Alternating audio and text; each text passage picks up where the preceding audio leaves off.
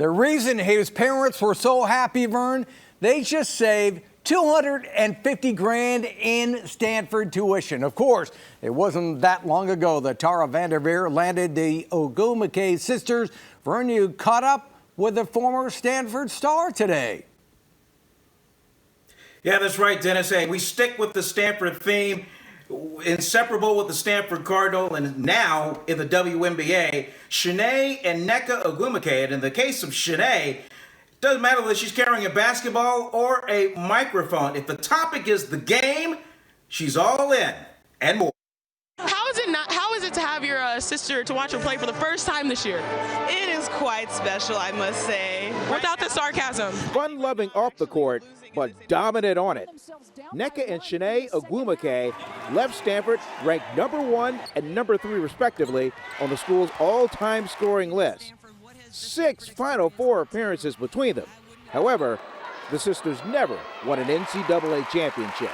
Los Angeles Sparks select Nneka Ogwumike. Both were #1 overall draft picks in the WNBA. And a year ago, Chiney was traded to the LA Sparks, where she reunited with her sister. Where COVID-19, it's really coming close to home. Chiney has a future in media once she retires from basketball. Just this weekend, she was a part of Yahoo Sports' We Keep Playing virtual forum.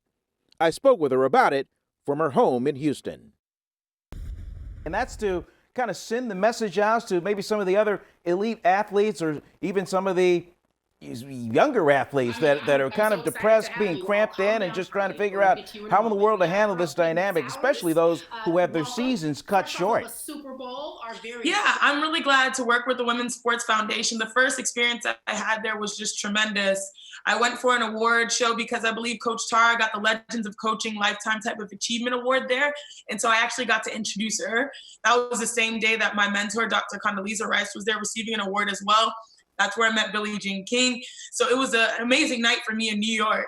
And anytime the Women's Sports Foundation wants to gather a group of people, we all say yes. Speaking of New York and the huge list of panelists that are in this forum, one of them is Sabrina Ionescu. And I couldn't help but notice we're about a week away from the WNBA draft. And she, of course, from the East Bay, she's going to go to the New York Liberty. She'll be the #1 overall pick. And as one who was a #1 overall pick in your own right, give us a sense of, boy, what kind of a whirlwind life she has been having and what she is about to get into.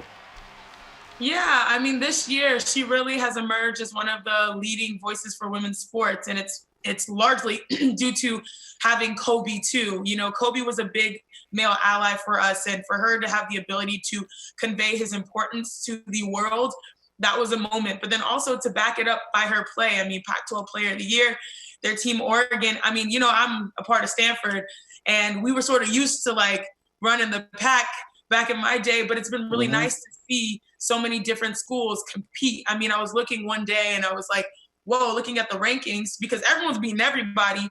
But in the interim, everyone's in the top 25, like 7 or so Pac-12 teams were in the top 25, and Oregon was definitely leading the charge. So she left her legacy in a tremendous way for women's basketball, for women's sports in general. And also, I think Kobe helped bring that message to an even greater mainstream. So her transition, I'm not gonna lie, is gonna be abnormal because these are abnormal times. But regardless, like my draft day was probably my most, I guess, memorable sports day I've ever experienced in my life, just because of how surreal it was, considering Nneka, my older sister, also got drafted #1. You play for the LA Sparks. I mean, you not only do you play in the arena where Kobe played, I mean, there's oftentimes, I would imagine, I don't know where you guys dress for games, but you might share the Laker locker room. And in fact, you have a great Kobe story going back from when you played at Stanford. Yeah, sure. So my freshman year, I was, playing in the Pac-10, not the Pac-12, the Pac-10. And that was the year that we actually we were hosts because we had the #1 overall seed going into the tournament because we won the conference. And so we got to stay in the, we played in Staples. And so we got to stay in the #1 locker room, which was the Lakers locker room. And Coach Tara, the greatest of all time, the GOAT that she is, knew exactly which was Kobe's locker.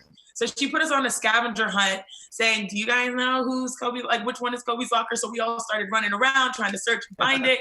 And we never found it. It got close to, our shoot around time. So Coach Tar pointed it out. She's like, it's the only one with a lock on it, rightfully so, because he's a mega superstar, right?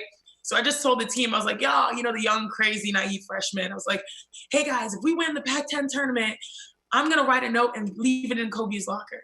So I just ripped off a piece of paper from one of our nasty little scouting reports, a dirty corner after it's all used and abused, from all the weekends, days of use and all that stuff.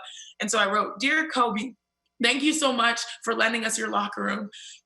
Pretty much like saying that, we're the Stanford women's basketball team. We're huge fans of you, and we appreciate all that you do. Sincerely, Stanford women's basketball and Chiney Ogwumike. Kobe actually received the note, saw it in his locker, and reached out to a connection that the Lakers had at Stanford, told that trainer to go directly to Coach Tar and tell her the message of congratulations on winning the tournament. Strive for excellence in everything that you guys do. We'll be rooting for you. Back to the LA Sparks and your sister Nneka. She's a teammate. You guys were together at Stanford. No getting away from her. But what is that?